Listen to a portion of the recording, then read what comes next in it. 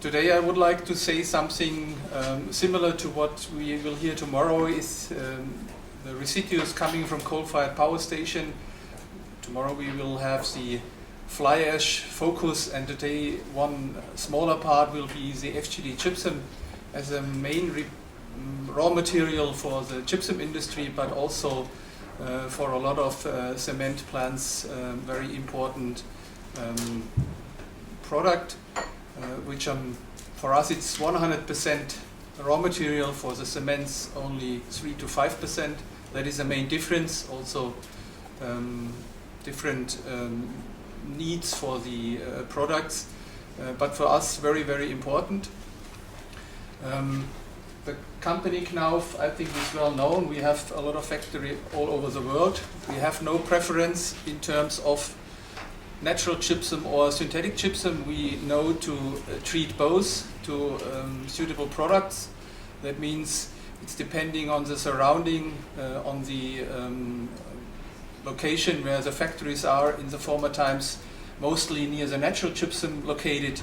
In the last 20 years, mostly near production sites like FGD plants or big power plants located.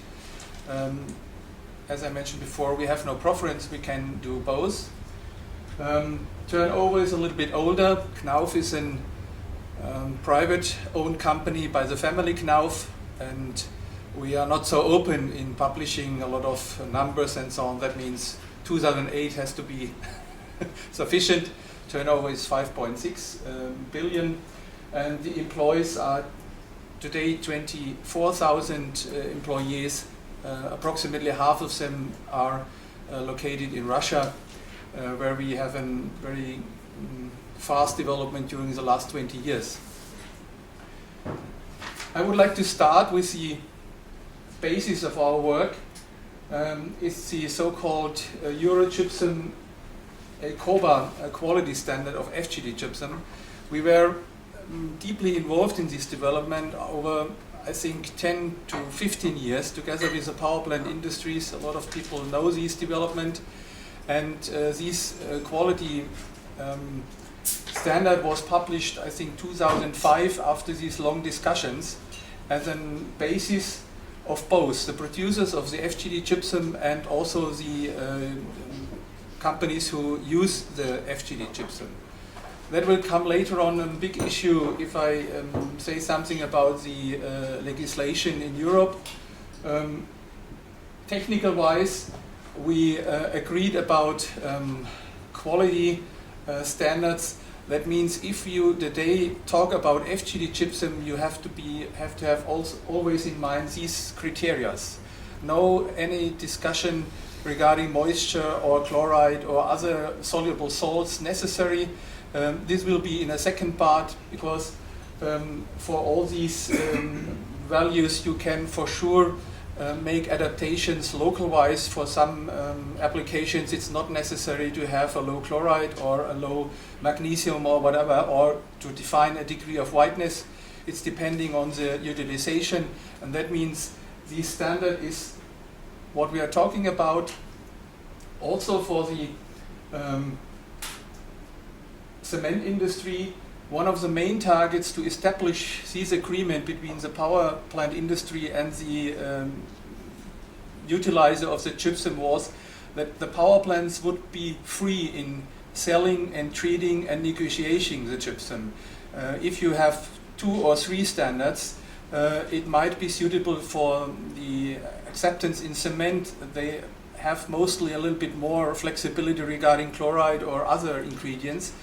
But then you have 2 or 3 standards, and the power industry is not free of selling to give the best price, best location, nearest location, and so on.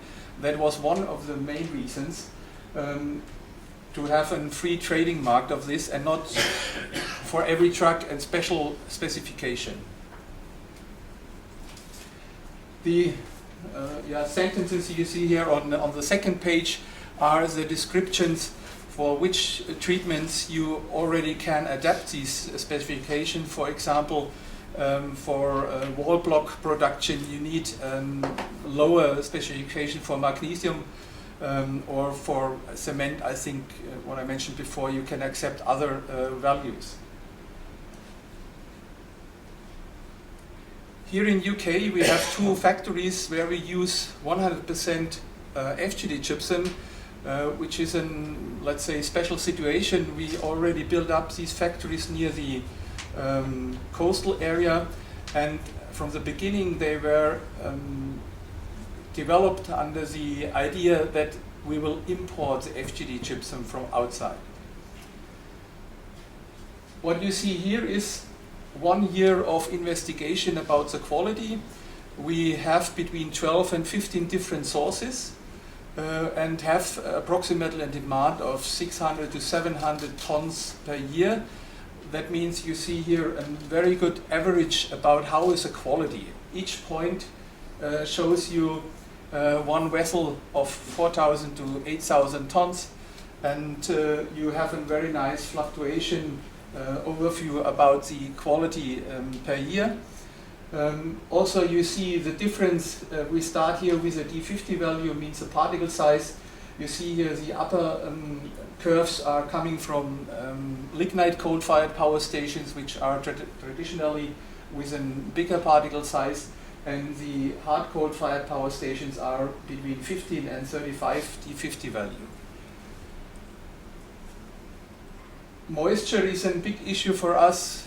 You mentioned before in the discussions, energy cost is for us very high. Every percentage of moisture we have to try out before we go to the calcining. But let's say the reliability to reach the limit is for us quite okay. Sometimes you have 1% less, 1% more. In average we achieve these 10%. These 15 and 16% are really special cases where they have technical problems, which I will come later on. Purity is similar. 95% is very, very good. Most of them will achieve this. And chloride also. Chloride is our main parameter where we see how suitable is a washing in the power station. You see sometimes you have some exceptions, but mostly they achieve very easily by proper washing. It's not a technical big deal just to wash proper, then you have less than 100. Most of the exceptions are laziness or too less personnel and so on. We will come to these problems later on. The power generation environment really changes during the last 5 years, and we expect in the future will be much more changing. They have the focus on 3 points in the FGD plant, and the most important is the SO2 value, because that is legislation they have to shut down if they don't achieve this. 2 other things are, to make it very simple, is chloride and moisture as a quick investigation in the power station to check the quality of the will be losing more and more the importance for them.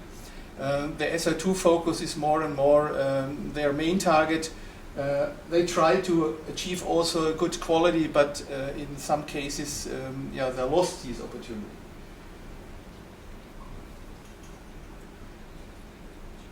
To have a gypsum which is suitable for all kind of utilization, mostly you have a nice particle size like a potato.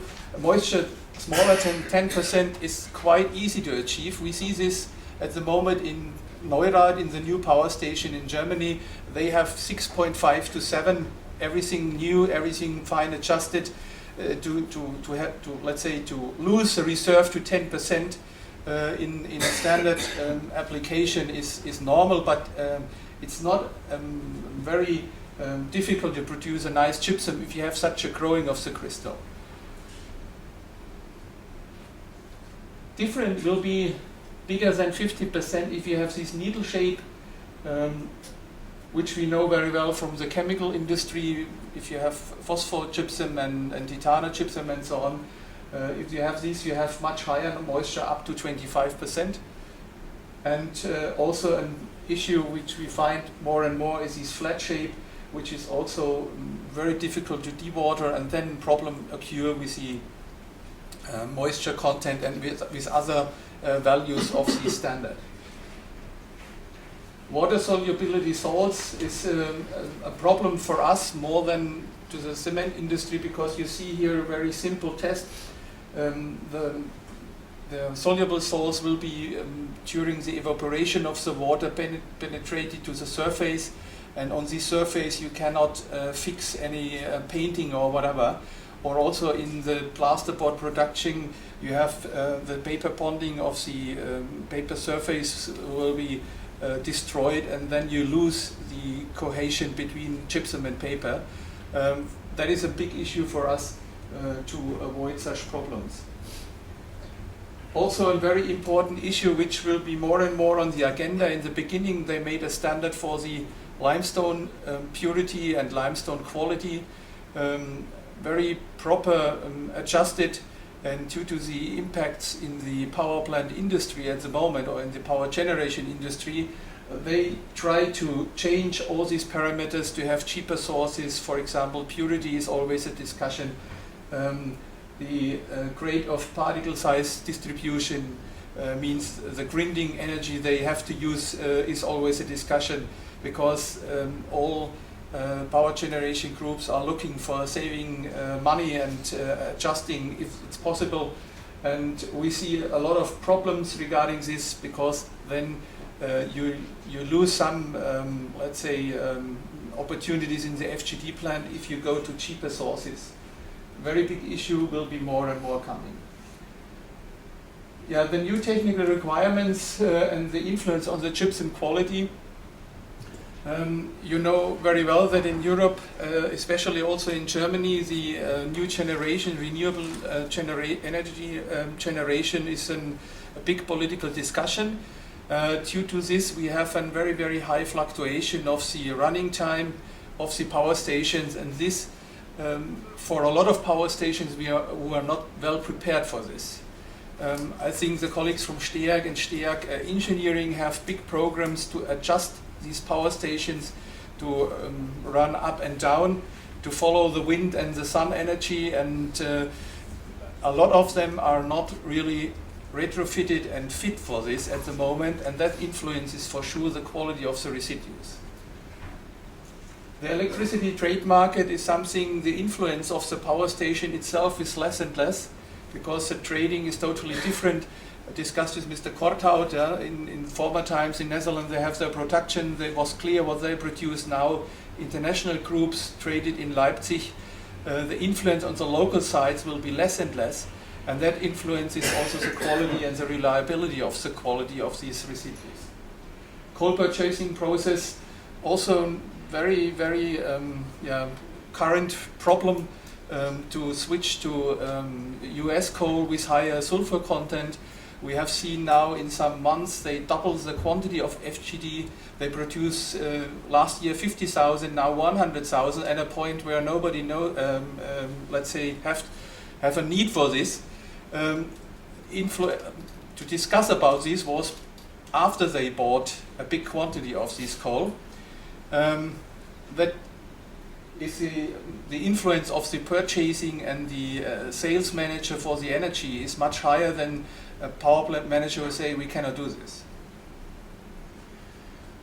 The reduction of emissions is also under discussion. I just would like to say mercury is a big discussion in all countries. I don't want to go too deep to this, but this could also influence the FGD plants and what they have to do with these plants, the power generation industry. Some examples what will happen if there is just a change which was not suitable plant. We have here a gypsum which has a content of calcium sulfide of 4.2%. Calcium sulfide is not a problem for us if we treat the gypsum, but calcium sulfide will emit SO2 if you go over 400 degrees. And in some parts of the calcining process, if you have a gas heater or whatever, could be that you overcome and then you produce SO2 in a factory where no emission of SO2 is already designed, and that is really danger and difficult if such happens. In this case, we found out it was from a power station with well prepared analytical wise and checked out that we cannot use this. But it could be a danger if such a gypsum goes through and nobody will investigate that there is a problem. A second example is that the power generation industry and also the designer for the FGD plants are looking more and more for having savings in money, and they one issue is the dewatering of the gypsum and a really suitable process. I told you before, for a suitable process you need suitable limestone and suitable manpower and so on. And they have a good idea. We just take centrifuges to achieve this 10%, independent from the crystal shape. But this will not solve the problem, because the bad crystal shape, the flat one and so on, will also influence the treating process in the gypsum industry. Because if such a crystal is very poor in dewatering, it will be later on also very poor if we try our products.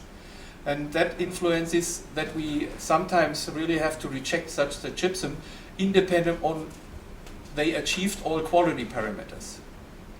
That is an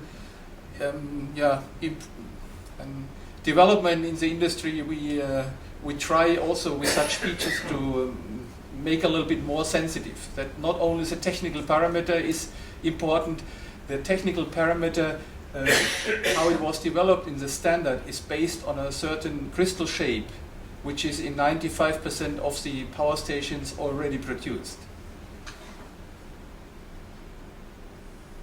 Another example is from Finland. We have two visitors there.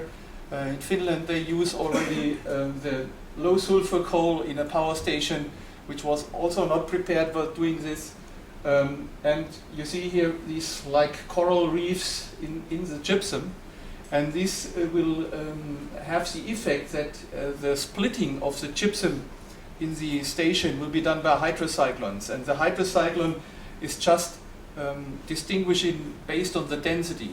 But you see this is the infeed and that is the overflow, also with the nice coral reefs, and that is the downflow. They really escape the opportunity to split good gypsum from the rest, and at the end this gypsum is now stored in the Finnish forests, because we cannot use this and they cannot really produce a reliable gypsum. Also a problem that the purchaser buys a low sulfur coal, which is just not bad for the production, but the technical equipment was not able to take out all these particles before they go to the FGD plant. The fifth point is how is FGD in the legal environment and to see. This is a part I took over from my boss. He's a leader of the Eurogypsum FGD gypsum working group, and you will see here the Eurogypsum. Just a few words to Eurogypsum. We use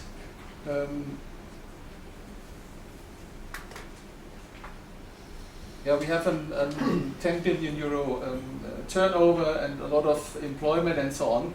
But much more important is that we already use, or the production of the European coal-fired power station is approximately 11 million tons, and more than 8 million will be used by the members of the Eurogypsum, and approximately 2 million by the cement plants and others.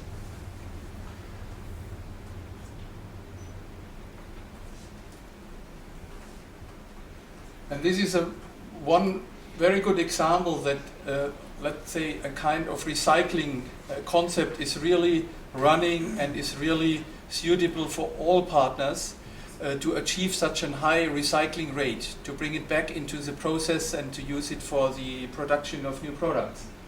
But how is the environment? The regulations waste or product we discussed before for the fly ash, we are in a little bit better situation with a byproduct gypsum. We have a lot of countries, they accept that it's a byproduct and you can treat it as a product. We have some countries where they say, okay, it's a product, but we would like to be very safe and we have to treat under the waste law. It's Italy, Poland, and Bulgaria, and for having a harmonization of this, that is one of our targets for the next years. It will be not easy, I'm sure, but we will try this because we have some very, very good arguments. The main question is, if you decide is it a waste or is a product, how is the origin of the FGD gypsum, and how is the criteria of the Article 5 of the European regulation can be answered.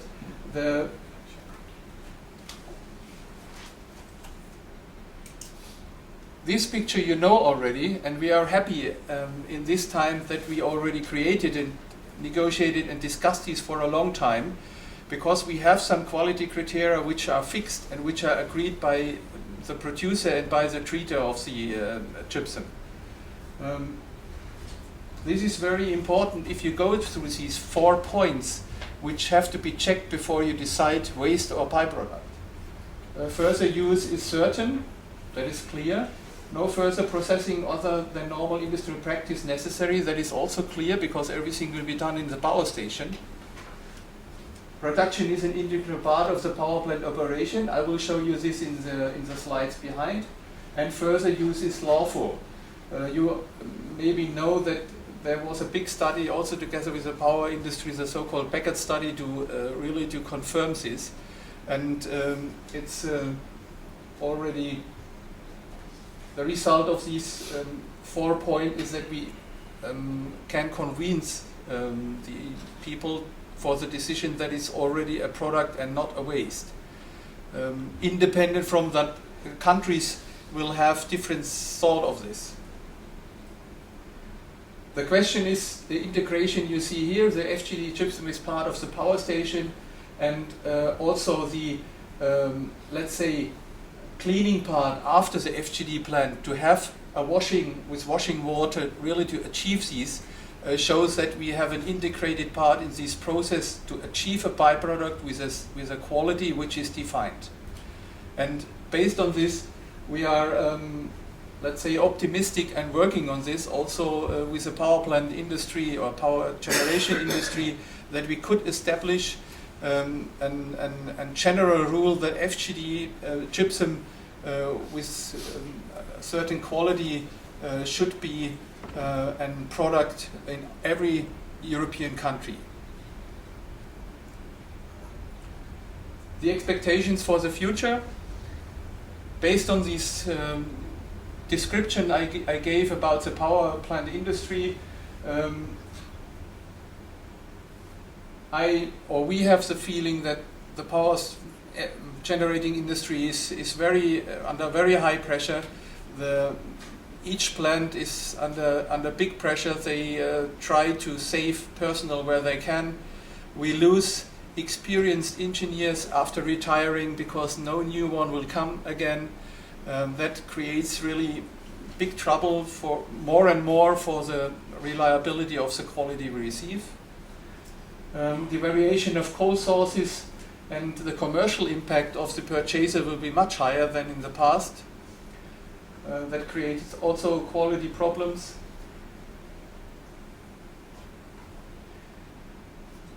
Also in the past we cooperate sometimes if we have to achieve a full escape of the quantities from the power station with the cement industry, but I think in the future we have to do this more and more because the malfunction will be increased, and that means we have, with this off-spec material, we have to find a way where it can be used, and this I think will improve the cooperation more and more. On the other hand, it could also be if there are new requirements for the power plants in terms they have to reduce emission for NOx or, for example, for mercury, that this reduction of emissions could influence positive quality. I give you an example. It's under discussion, mercury removal to implement by complex building, by active coal using and so on. But for these implementation, it's necessary to have a cleaning step, further cleaning step with hydrocyclones. And we know very well if you make this cleaning step, the growth and the behavior of the gypsum will be much better than if you don't do this. Some of the power stations have this already, this cleaning step, but a lot of them have it not. That could be a positive impact. On the one hand, something negative for the power stations if they have to improve the removal of this, but on the other hand could be a positive impact on the FGD quality. The example with the centrifuges, I explained this before, but the reason for this is it's very popular in Poland. In Poland they are planning a lot of new power stations, and we see that they are like this idea very much to have centrifuges. That means they can dewater all poor quality, and we are trying to fight against this because it's better to have a good gypsum growth and an easy dewatering by a standard procedure, or maybe also with centrifuges, but then you can go down to 5% if you have a nice gypsum growth. That's all from my side. Thank you very much.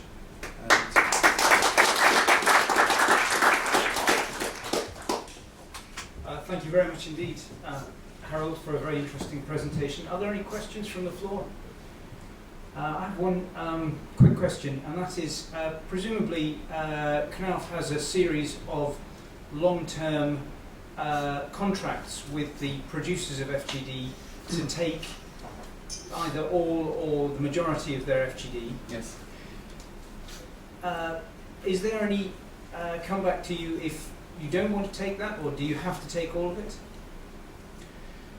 Is it a take or pay contract? We have all kind of contract. It's no general solution. Mostly we are able, due to our very big network in Europe, that we offer take all the gypsum. Except is Vattenfall, they produce 3.5 million per year just in the eastern German area where, let's say, the demand of the market is much less. Then it makes no sense to say I take all, and also in Poland there is a big mass of FGD gypsum during the next years expected. Then it makes no sense. But we have contract where we take all, independent on the production. We know what approximately is the production. That causes now problems, because if they change the coal with a double of the sulfur content, then we have a factory or a plant with 50,000 tons and now 100,000 tons. And if you have not the network, you cannot offer such an take all of the gypsum they produce. Right. This was effectively leading up to the question. Essentially, if you have an excess of FGD gypsum, presumably you have a choice of avenues or venues where you can send that gypsum, or where do you get the highest value added for sending that FGD? Presumably not to the cement industry.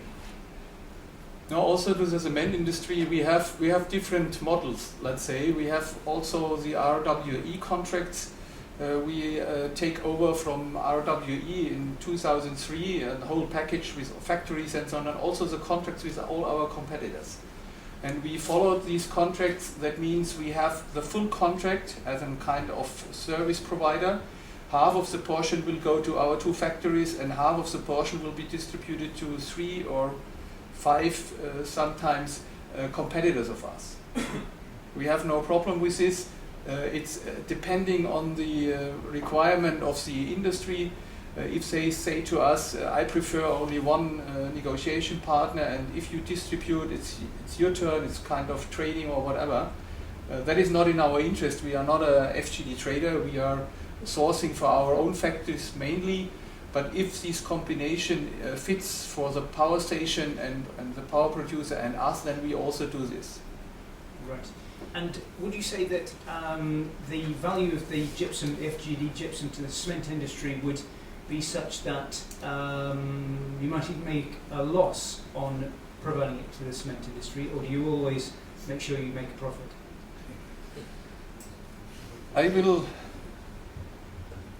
I cannot say I make no profit. I lose my job. Now,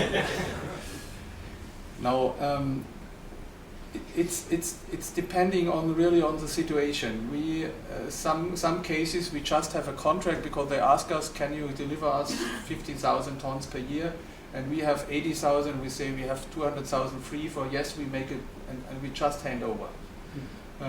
On the other hand, if there is a problem and there is a big problem and we can help, then we have to have a look on really how is the condition for us, and if, let's say, the standard price is €5, but we need more handling costs or whatever, then we will tell and we'll say, okay, in this case you have to pay a little bit more. It's depending from case to case, but our general rule is that we are not a gypsum trader.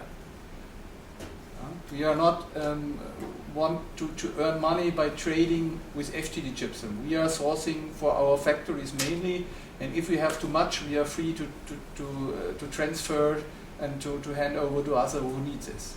Competition will be on the market with the products. Right. What would you say are the expected trends in mercury emission standards? I'm going to answer my own question, and that is that mercury emission standards are going to become more stringent. But what will the effect be on the production of FGD then? That is a big discussion. Let's say, or we hope that all kind of changes regarding emission reduction will not change the FGD value or mercury in the FGD value, because we know very well that this is very, very low content, made a lot of tests, we are far away from any health or other requirements to protect, or that is for us not the question, and that is the reason all kind of treatment ideas they check, please do it that we have no change to the well established and developed 25 years now utilization of the gypsum. But I can tell you also, we have also some conservative people in our company, and we are already prepared if such a market collapse due to discussions which we cannot, let's say, handle, because it's more an emotional problem. If the customers say we don't want to have such a kind of material in our plasterboard, then we prepare to change again back to the natural gypsum. Okay. Oh, back to natural gypsum. Okay. And just to be clear, what we're really talking about there is the possibility of a separate mercury extraction process step at the power station before the flue gases get through to the FGD unit. Is that correct? Yeah, that is under discussion. There are a lot of ideas with bromide, iodide, and with the catalysts. If you have for the hard coal-fired power station, you have catalysts. It's well known. The path will be discussed. The main issue is to make you have 3 different levels of mercury, and to make it soluble and put it out through the FGD plant to the water treatment, have a separation of the mercury. That is the, I think, most successful discussed plan at the moment, but there are some alternatives will be checked really to separate mercury in a special way, also not to distribute via the fly ash. I think the concern, maybe Mr. Dewey can tell tomorrow a little bit, also not to distribute by the FGD or by the slag, really to take out from the emission and make a separation as a kind of sink for mercury. Right. And I think this will be the way which has the most, the best or attractive solution for the future. Right. I'm sorry to go on about this, but actually one of the critical issues for the American cement industry in particular is mercury in mercury emissions, because the regulations have been tightened up very, very significantly, and they're now looking specifically for low mercury raw materials.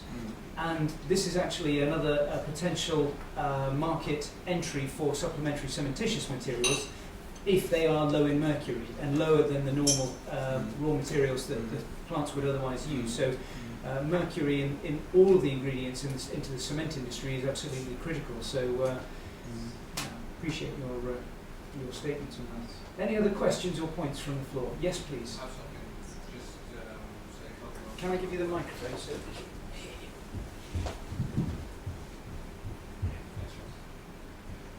Perhaps just to add to what Harald just said, I mean, we are a fly ash company, but we're also a daughter of our parent company is operating coal-fired power stations, and one of our major concerns is, of course, the mercury content, not just in the gypsum but also in the fly ash. And we are doing a lot of research and development efforts into develop methods to remove mercury from both the fly ash and the FGD gypsum. And in this case, I would say this is a good example of supplier-customer cooperation where our engineers, I'm not a technical engineer, but I know that we have a research and development program going where we cooperate with Knauf and other gypsum customers to make sure that the mercury levels are met and the mercury requirements are met. And the same goes for fly ash. Of course, I think the discussion from the United States will